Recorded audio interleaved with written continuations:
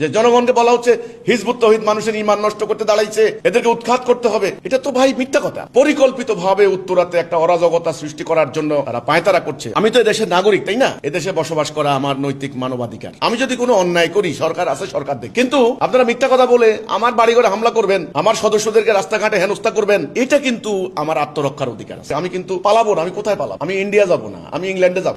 আমার প্রিয় জন্মভূমি বাংলাদেশ। পালানোর জন্য 71 সালে এদের স্বাধীন হয় না। আমরা দেখতে পাচ্ছি যে উত্তরাকে কেন্দ্র করে, উত্তরাকে টার্গেট করে একটা কওমি মাদ্রাসা কেন্দ্রিক একটা গ্রুপ, একটা গোষ্ঠী, এটা কিন্তু আদা জল খেয়ে নেমেছে। এটা উঠে পড়ে লেগেছে। এরা গত কয়েক দশকে নানান কায়দা বিভিন্ন মসজিদ তারা দখল করেছে। বিভিন্ন জায়গায় তারা মসজিদের ইমামতির দায়িত্ব পালন করে।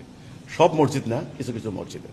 এখন আমরা দেখতে পাচ্ছি যে এখানে তারা আমাদের নামে মিথ্যা হ্যান্ডবিল রচনা করছে, যেটা আমরা বলি নাই, যেটা আমাদের বক্তব্য নয়, সেটা বানিয়ে বানিয়ে তারা অপপ্রচার চালাচ্ছে। নাম্বার 1।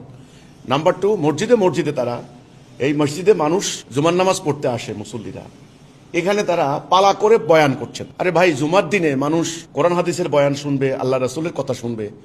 আপনারা জুমার দিনে দাঁড়াইয়া মিম্বরের মধ্যে হিজবুত তৌহিদের বিরুদ্ধে বয়ান করার শুরু করে দিয়েছেন। তো হিজবুত তৌহিদের বিরুদ্ধে এটার উদ্দেশ্য কি? উদ্দেশ্য হলো একটা অরাজকতা সৃষ্টি করা, একটা মব সৃষ্টি করে উত্তরা আমাদের বাড়ি, আমার বাড়ি, এখানে আমাদের অফিস কার্যক্রম চলছে, এটা সবাই জানে।